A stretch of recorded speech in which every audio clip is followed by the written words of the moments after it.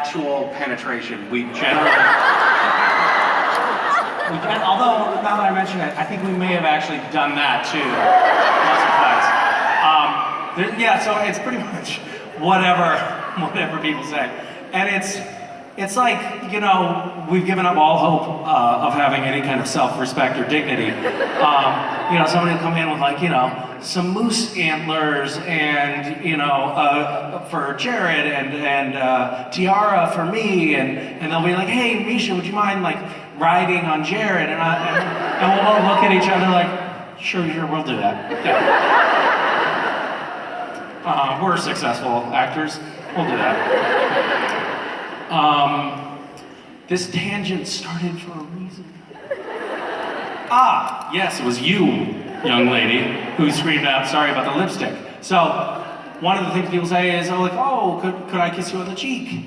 And usually there's a split second in which I process who they are and what colored lipstick they have on. Because if it's like really bright lipstick, chances are they're gonna just like latch on like a succubus onto your face and get lipstick all over the place, which is what you did. If I'm not mistaken. And I think typically those who have no lipstick on whatsoever do a little air kiss and make no contact whatsoever. So it's like a warning sign. But I didn't have time. I saw you coming, and I was like, oh no! And then you got me, and then everybody rushed over with like cleaning things and medical gauze and stuff like that. Anyway, prognosis is everybody thinks I should be fine. So I can't really see you, and I don't know whether you're crying or how we're doing. We're good. We're good. Yep.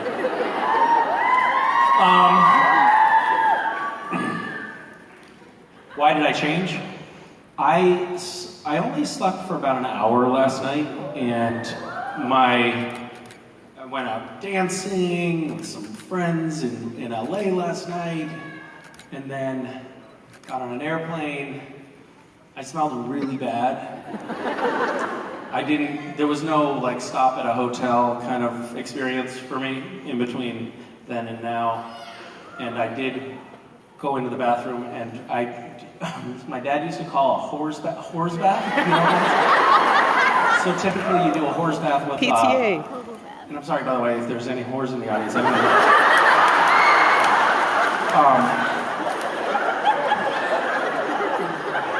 Sorry, we'll use a more PC term, a prostitute's bath.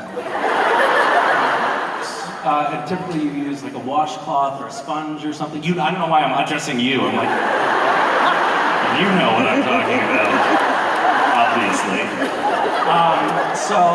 I did it with paper towels in the bathroom here at the convention center. Like I took off my shirt and I did a bath. And I also changed my shirt because I'm generous. Yeah. Great, okay. Yeah, speaking of taking off my shirt, so I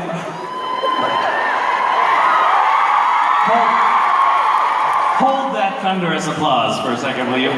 So one of my very oldest, dearest friend from 7th grade recently came over. We went swimming together, and he's been like on a kick, like a fitness kick, and he got in really good shape. I was like, oh, holy shit, dude!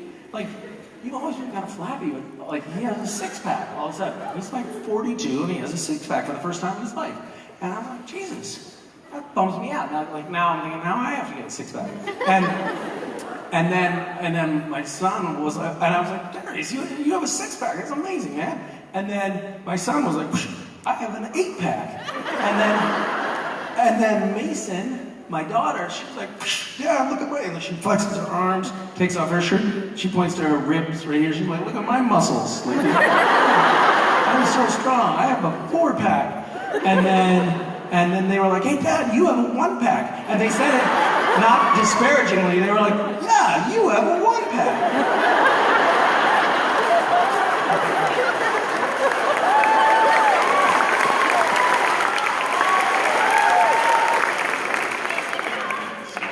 Let them play for a week outside. Okay. What? I'm perfect?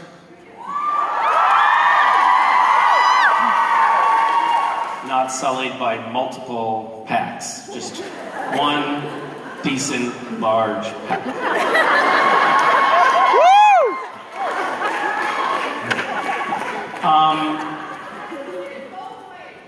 What?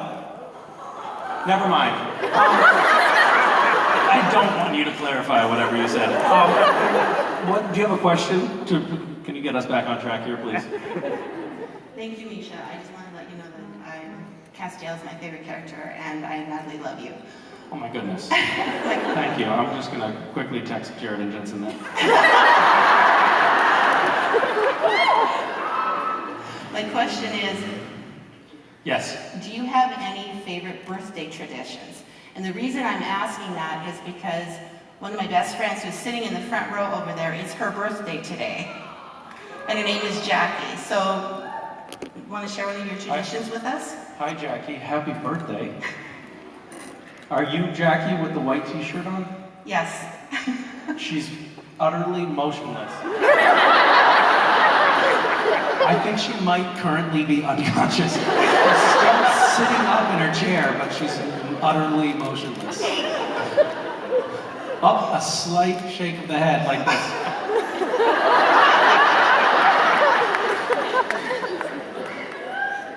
She's going to kill me, just so it's been nice knowing Oh, yes, she is. That I'm certain of. Well, Jackie, happy birthday today. Birthday traditions. Yeah, we do birthday spankings, birthday stripteases. Birthday traditions. You know, we're not really that big on birthday traditions now that you mention it. I like to try to make a cake for whomever it's the birthday of. Jackie, I'm sorry I didn't know it was your birthday. And we're really not set up for baking up here.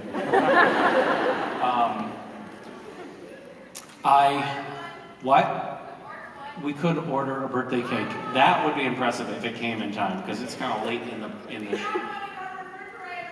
You do? Has it yet been compromised in any way? Is it mostly intact or completely intact? Is it for somebody's birthday? Mine.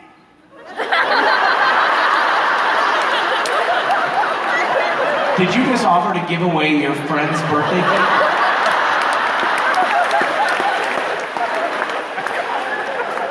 It's times like these when you know who your real friends are.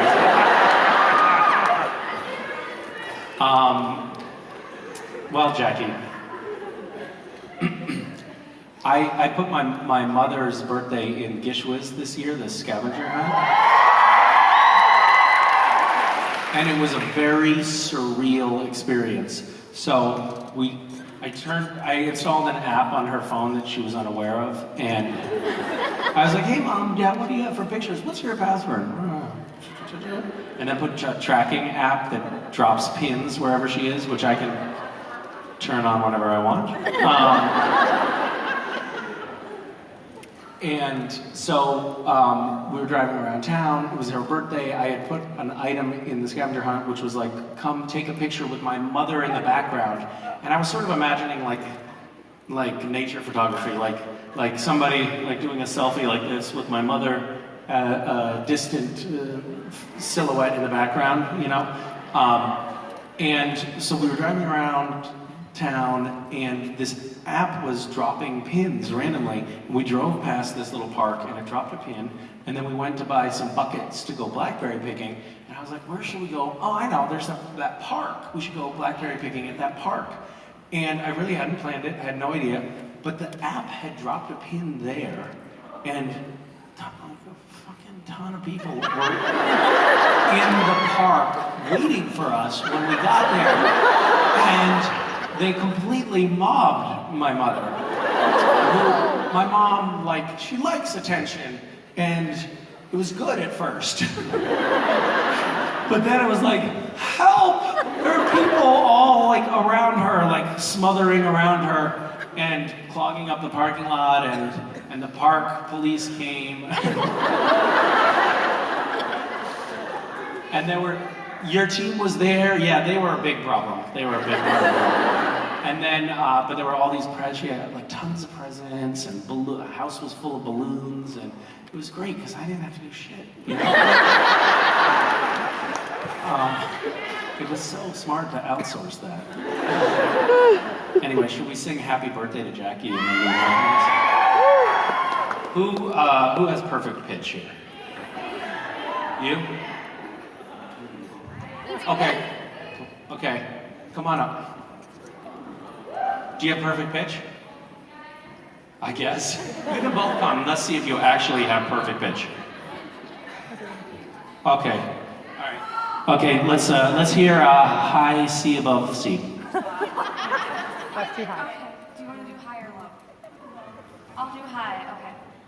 Happy birthday to you. Happy birthday to you.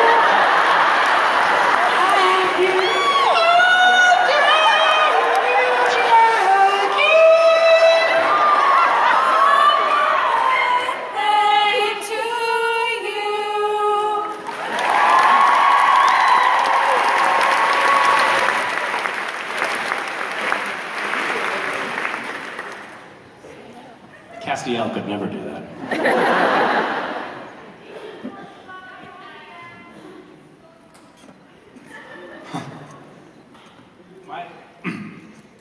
We went to this thing at somebody's house recently, and sometimes it's a little bit weird to be on TV, but to just like, people sort of pretend they don't know you, but they really do know you, and it's a little bit awkward, and you just have to sort of roll with it.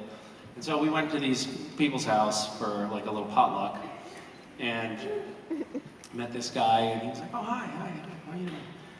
And he was like, "Yeah, I saw you jogging in the park this morning." And I was like, oh, cool. Like, I'd never met him before, so it felt a little strange to me that he was like, "Yeah, man, I've been watching you." And then a little while later, he had had a couple beers. And by the way, this guy's like in his late 50s. And he's like, "Hey, man, you know what? We have like almost the same birthday." Really? That's amazing. Very strange, just meeting somebody. You're like, "Dude, you know, we got so much in common. But I don't know you, and it's really weird that you're Googling me." And he probably went into the other room and was like, "Google, Google, Google. Oh, now I've got something to talk about. We have almost the same birthday." But that's not the right way for that to come up in casual conversation. You'd be like, "Hey, when's your birthday?" "Oh, me too." That's a cooler way to do it, I think. Anyway, I don't know. It was weird.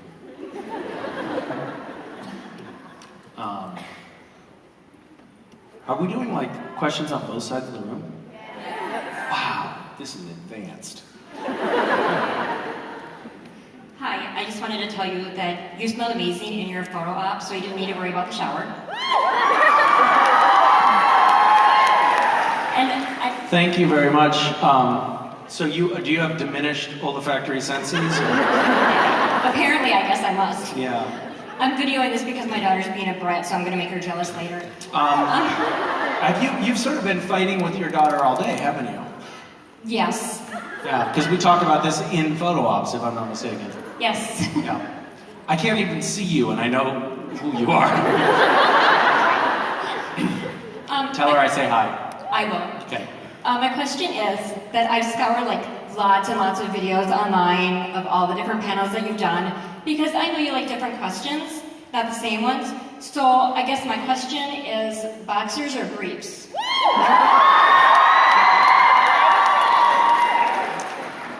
Thank you for that very insightful question. I have sort of an evolving relationship with underwear styles. So I've gone through a lot of different phases. My first phase in high school, like where I really started coming into my own and developing a real opinion about this sort of thing, I was very adamantly a boxer person. But actually, as it turns out, boxers are really stupid because it's like wearing a giant pair of baggy shorts under your pants, and they bunch up, and they're uncomfortable, and they're sweaty, and it's just like, it doesn't make any sense. So I got older, I got more mature, and I moved on to tighty whities because I was like, this is what grown-ups do, you know? And then I went through a little phase where I was experimenting with what's known as the boxer brief, which is sort of like a tighty whitey, but it's longer like a boxer, and it sort of gives you the feeling that you're still youthful, but you're basically an aging person. But the problem is I have like really big legs, and so I would find that if they were the wrong length, they would roll up and become like this weird little like rolled up bikini on me. So I need to get so now what I do is basically I wear like very long boxer briefs most of the time that are essentially like wearing long underwear under my pants, and I'm extremely sweaty all the time because of it. So I'm actually glad that you brought this up because I should reevaluate my underwear philosophy. But I should tell you another thing. Richard Spate Jr., not the senior. Okay, this is what happened. So I spilled soup on myself in my trailer on the set of Supernatural. It was lunchtime. I was wearing my Castiel wardrobe, and I spilled soup on myself. And what? Smooth move. Thank you. So I spilled soup, and I spilled enough soup on myself that I had to take my underwear off. I had to take off all of my clothes, and I had to take off my underwear. I got a new wardrobe, brought me a new set of clothes, and I left my underwear, I guess, on the floor or something like that.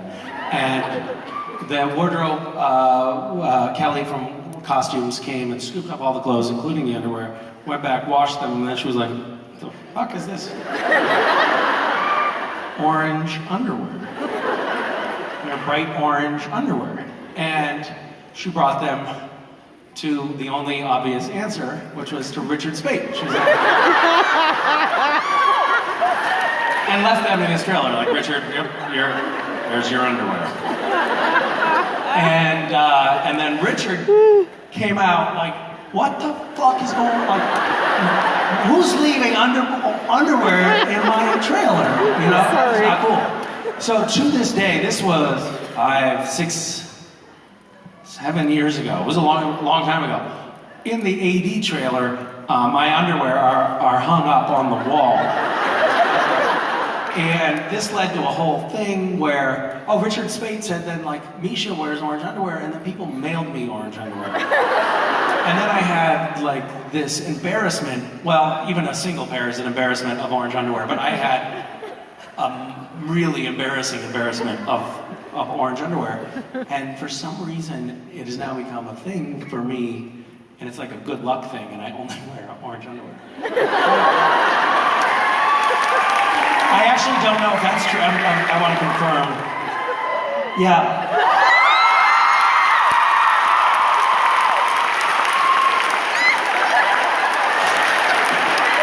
That's the first time I've ever auto-wedgied myself.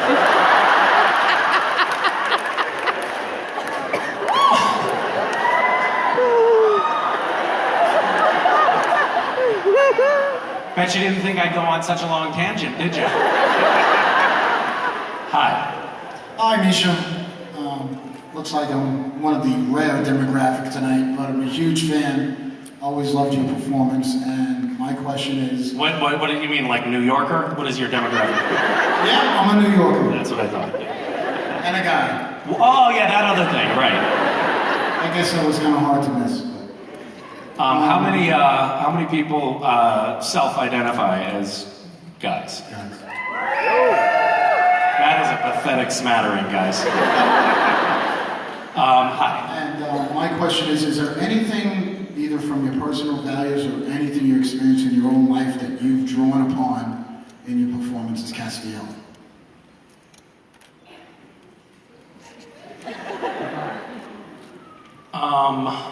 That's an excellent question. Well, I think from my personal life, when I was first thinking about the character, I kind of, there was something about my brother that I drew on for Castiel. My brother can have this very ethereal quality, like he can kind of look at you and it feels like he's looking through you or something. And there's a certain like intensity to him sometimes. And so that's from my personal life, and I drew on it for the creation of Castiel. I also, and you can sort of see it right here in that picture right there. Sometimes when I'm portraying Cass, I just run the filter, like the thought through my head of, what's that smell? So you can kind of see it.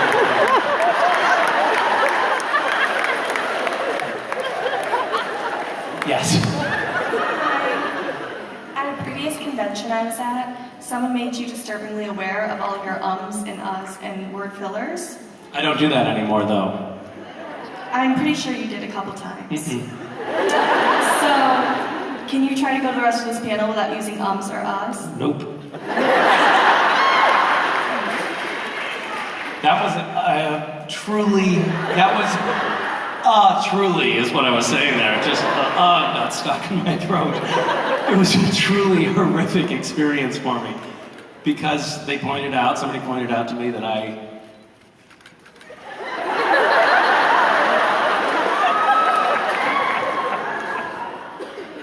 am very inarticulate, and I became painfully aware of how often I say and ah when I'm searching for words. And it really derailed an entire convention panel, so thank you for bringing up that traumatic experience. We love you, Misha! There's an app online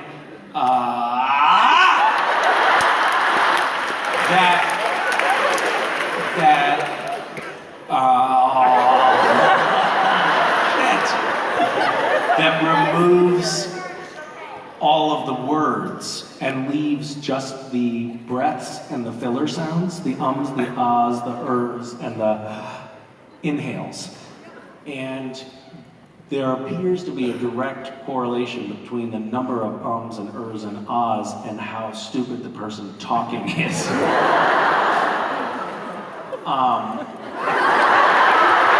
There you go.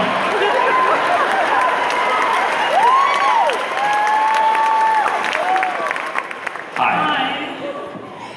I wanted to ask, what was your craziest Gish thing that happened? I'm sorry for my English. I'm so sorry. No, your English is excellent. You didn't say or once. I know this. This year or ever? Ever.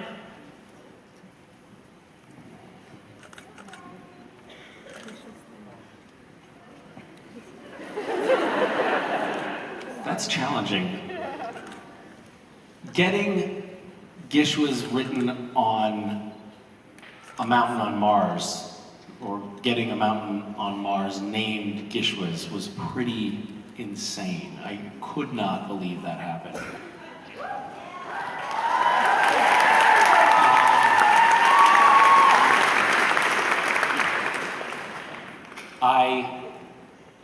I took a true perverse delight in, we had this item which was take a fully decorated Christmas tree and have it float away on helium balloons. And that was really arresting visually to see these Christmas trees just floating away. And there was a size minimum. I think they had to be at least this tall. So it was a substantial amount of tree which required a really large number of balloons. And there were a few airports that were closed because of Christmas trees in the airspace. Which I was kind of proud of. Of course he was.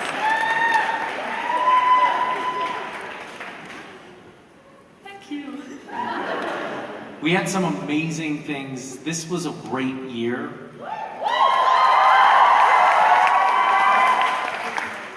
I haven't heard about any serious injuries, which was amazing. I haven't heard of any arrests from this year's hunt, which is a first. No court-martials, which have also happened.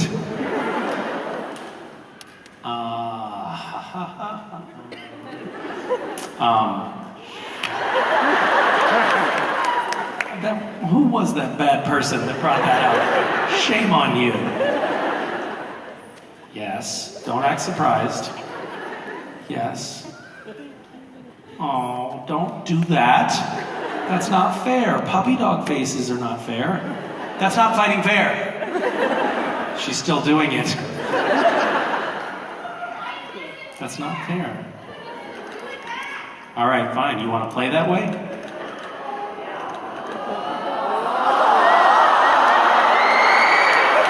She held on, though. She's good.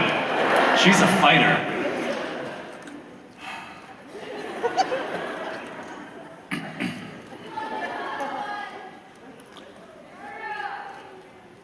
What were we talking about? Oh, this year's hunt. So this year's hunt. So we had these items in the hunt. What? Oh man, there's little Cass. Oh no, Cass. He's been abandoned by his parents. I know, I met him. Hi, little Castiel. You know what's incredible? This little guy is walking around, he's just walking down here, and he has no idea how utterly adorable he is. He just thinks this is normal. He's dressed as Castiel, he has wings on. He's named Castiel. Mm-hmm.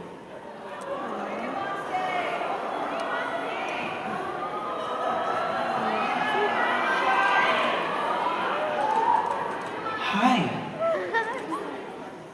Are you a bird? Are you a bird? Can you fly?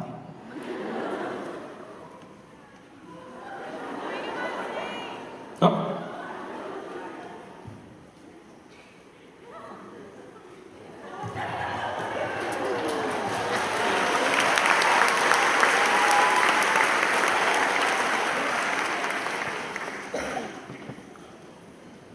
Did Rob tell you about the item that was related, the stroke item? No? Yes? He did? No? No. So, one of the items was, Rich and Rob made a video that people should watch so that they can recognize this. It helps show them the signs of a stroke so you can recognize them when somebody around you is having a stroke. And a girl who was helping her mom in Gish saw the video and was like getting her friends to retweet it or something, which was the item. You had to get people to retweet this video. And then went over to her grandfather's house, who was having a stroke. And because of the video, she was like, oh, you're having a stroke, we're calling the 911. And it probably saved him from serious harm. It was so awesome.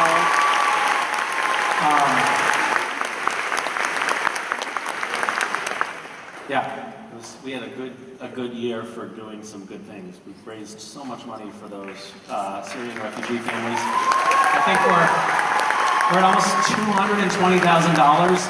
And the amazing thing, and we started with one family where we thought we'll just target everybody's attention and we'll see if we can change the situation of one family. We can't solve all the problems, but we can change one family who's having a really, really miserable experience.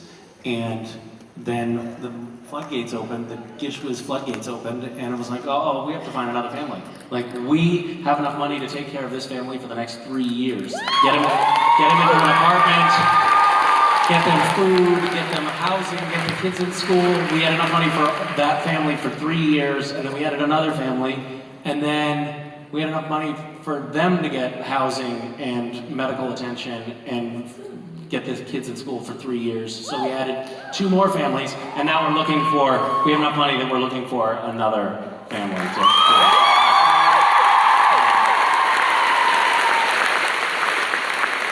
It is very cool to be able to play a game that, by the way, the intention of Gish is not to do, it's not trying to like sugarcoat charitable activities so that, you know, the bad taste goes down easier or something like that. The point is to have an amazing time with a game, and I think part of the fun of the game is finding ways that we can do good things, but it's not like the purpose, and we're not trying to, like, I don't know, find a sneaky way to get people to be charitable or something. It's just an awesome integrated thing into the fabric of the game, which I really love.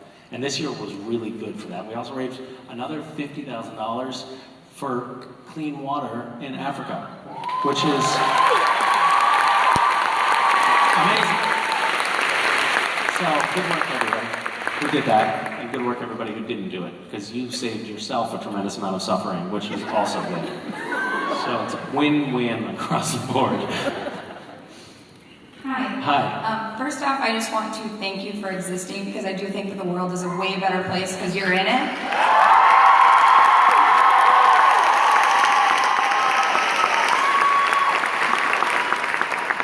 That is very kind of you to say, thank you. You're welcome. My question is actually, you did such a phenomenal job of playing Lucifer this year. So I was wondering what other character... Can we have this woman ask all of the questions? Yes? I was wondering what other character from Supernatural's history you think you could portray as awesome as you did Lucifer. Dean. That's a good one. Sam.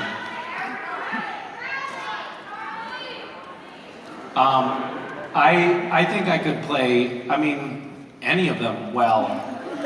Probably.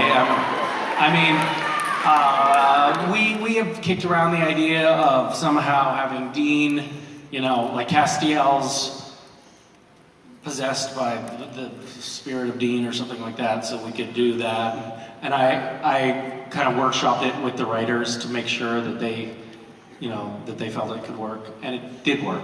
Because I was like, I can show you. It was like, hey, damn, I can't find the demon knife. And the writers were pretty impressed. Yeah, it was pretty cool. This was a couple years ago, and I remember distinctly Adam last being like, man, that was so weird, because it was like, I was looking at Castiel's face, but it was just so clearly Dean. Yeah. They Sam, I really want the more pie. Yeah. I guess it's just because, like, you know, we've been around each other so much, and I can like pick up on the nuances of the character stuff. Like, damn, God damn it, Sam, the pie looks good.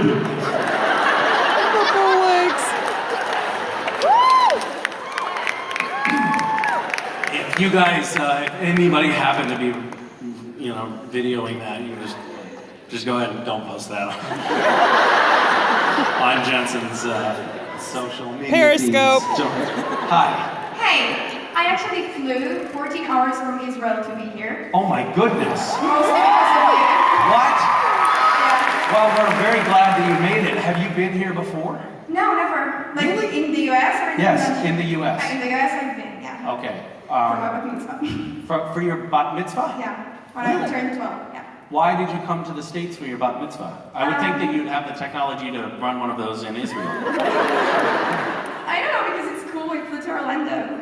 Oh, that is cool. Did you bring all of your friends too? No. No. Only my parents. Oh, well, that's not so cool. But you're welcome. You're welcome back to our country. We're very happy to have you here again. How long are you here for? It's my last week. I've been here a week already. Nice. And are you just in this area, or are you going to Chicago and New York? I've been to New York, Orlando, New Haven, and Washington. Awesome. Why New Haven? Why New Haven? Because I want to go to Yale. Yeah, that's what I thought you were going to say. A smarty pants. Yeah. So are you doing the college tour? Is that part of your trip? Yeah. You went to Yale and you went to Columbia? No. No. You went to NYU? No. Just Yale? Yeah, You're only going to I Yale? have my heart set on Yale. She's like, well, I'm far too smart for Columbia. Can I ask you the question? No. All right, let's see. Okay, what have you got? I wanted to ask this question for a year now. It's a little bit overdue, but in Lazarus Rising, the handprint on Dean's shoulder, was it really your hand? Did they use your hand as a stencil? That's a good question. Yes, they did. That was actually, that was my first episode on the show, and at the time, they didn't think that I was going to be on the show for long. So there's a little bit of a different attitude. They treat actors a little bit differently when they're just coming and going. It's sort of like, frankly, they treat us as, the actors that are guest stars that are just going to be on for a short while are treated as disposable, essentially. And so what they did is they actually put my hand in a hot furnace until the blood inside my hand was boiling and blistering. And it was so hot that when I touched his skin, it transferred a burn to him. So that's how they did that. That was earlier on in the show. That was only season 4. So a lot of the computer, CGI technology wasn't where it is today. So they were doing a lot more of that kind of stuff. I've actually had a complete hand transplant since then. So I can't feel anything. I can't feel anything in this hand. Was it this hand or was it the other one? There you go. Yeah. Thank you. Yeah. So, but a little sort of behind the scenes information about how we do some of the makeup and stuff on the show. Does he still have that scar? It kind of went away, didn't it? Yeah.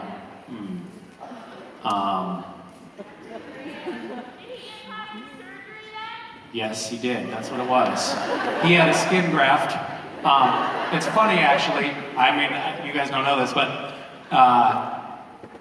Dean, he had that handprint on his shoulder, and what they did, because that's like a very prominent place, and you can see it a lot, like whenever you are wearing a tank top or something, you see this handprint scar, and it's pretty weird if you think about it, like, it looks like you were touched by some weird monster, right? And then, for poor Dean, everybody was asking a lot of questions and stuff like that.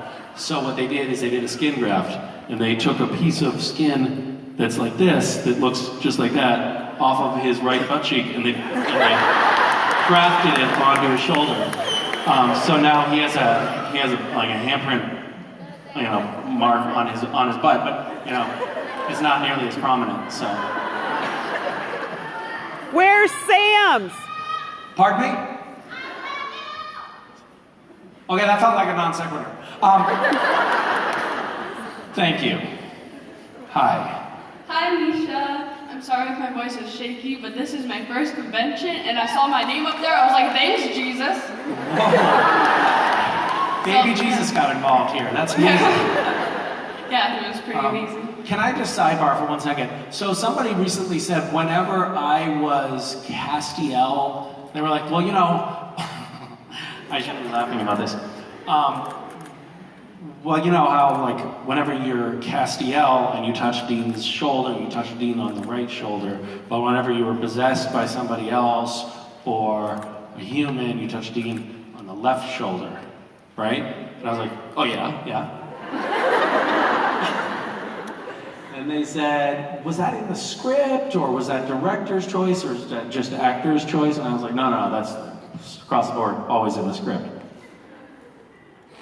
Not in the script. And she walked away when I was like, I have no idea. So I think that woman still thinks that is true.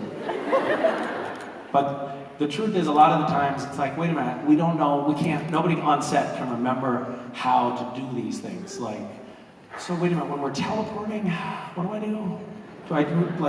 Do I touch you on the forehead? No, that's healing. We touch you on the shoulder. So a lot of times, like, we do the I'm gonna knock you unconscious move when we're trying to teleport or try to heal somebody, or I'm like I'm doing the, you know, suck a demon out of you move when I'm trying to heal you. So Cass is actually like screwing stuff up all the time because neither myself nor anyone else on the crew can remember what we're doing. Hi again. Hi again. Okay, so my question Yes. is, you know, a little weird, but I mean... It's your first con, what the hell? Why not? I mean, yeah. Live it up. Whatever. So, my question is, why are Cass's lips so chapped? Like, can we get some EOS or baby lips up in here? Like, you know...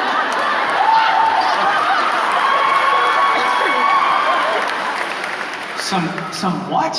What are the products that you're pushing? EOS or baby lips by Maybelline, you know? They're like, come in the different tubes. There's like Dr. Medicine. They're like original, you know? Are you like a multi-level marketing Maybelline sales rep? But come to me after the show. You've got some free samples. Yeah, I'm an Avon lady. Thank you. Thank you very much.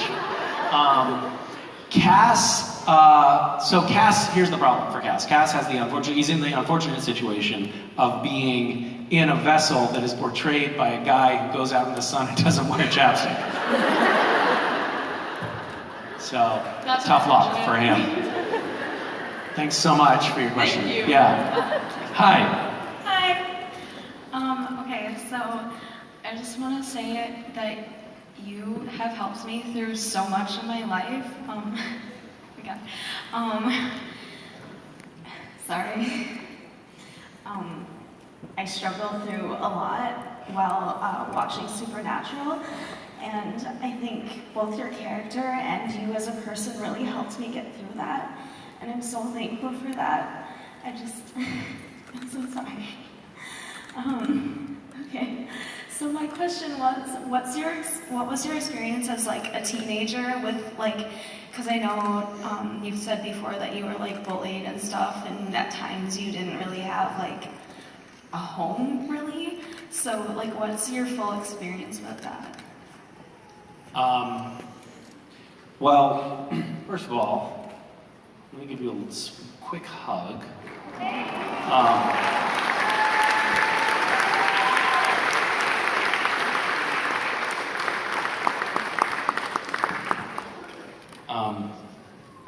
It's okay. I'll go back up this way. I've discovered that I've stranded myself down here.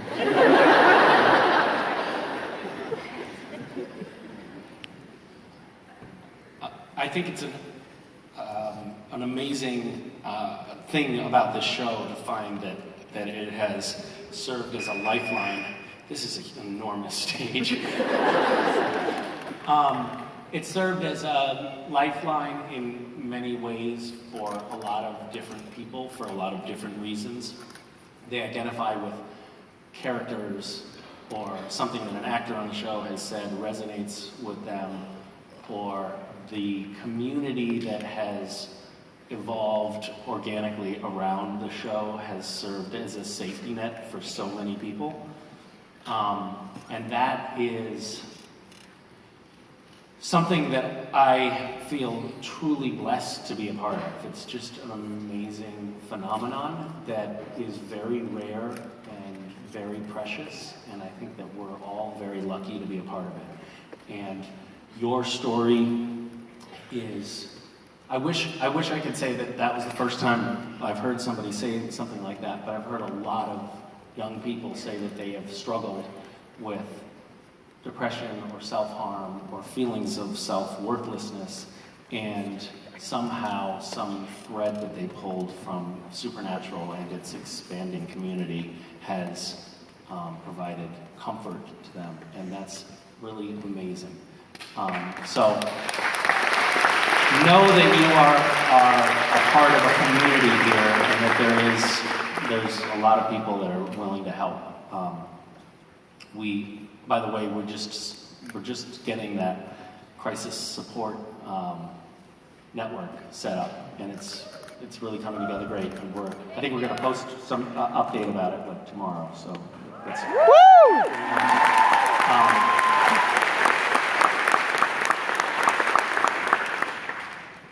And I think that it's I think it's very common for people to struggle. I think most people have some struggle in their early lives. I know that I did. You know, our family did not have a lot of money. We were homeless a lot and struggled with some of the issues around poverty. But we had a very loving nuclear family that was very important to me, and I think that was, you know, that helped me a lot get through hard times. And I also think that, you know, I hate to say it, but I wouldn't change any of the bad things that I went through, because I feel like, you know, I learned from them and they made me stronger. That sounds trite, and it's not always true that what doesn't kill you makes you stronger. Sometimes what doesn't kill you almost kills you, and that's not good. Yeah, I don't know. I guess all I can say is that luckily you may have landed in a spot that has a community that is supportive and loving and will help. So, thank you. That is lucky.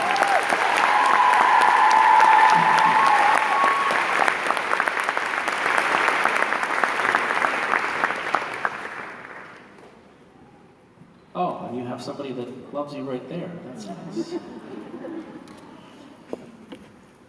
I'm down to like 2% battery, you guys. I've got to go. Hi. I feel really bad. I'm So sorry. in Seattle,